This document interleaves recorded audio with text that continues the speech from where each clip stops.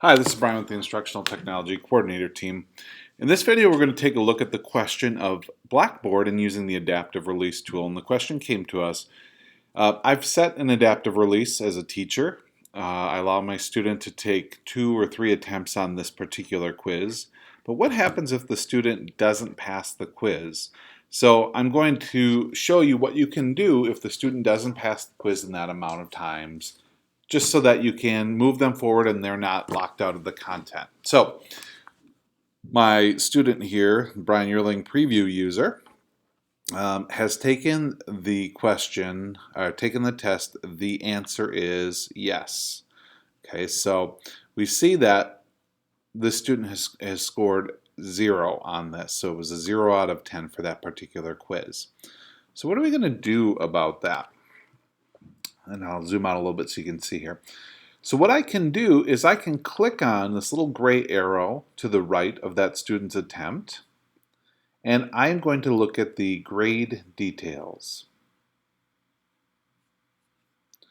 And here I can see a couple of options. So I can see when the student took them. I can see that the student has taken this assessment twice and both times got 0 out of 10. So now what can we do from there? Well, maybe I have that student come on up to me and talk to me about what they have done. Talk to me about what they've learned. And I say, you know what, I think you're ready to take that test again.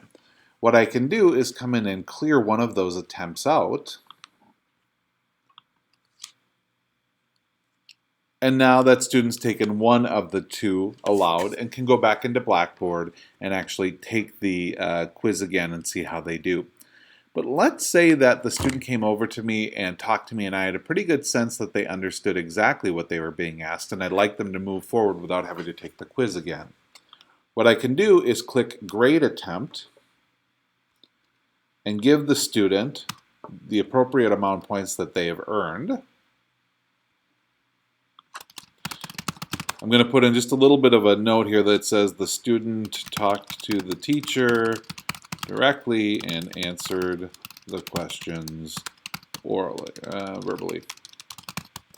So what this lets me do is be a little bit more flexible about how a student has shown us what they know.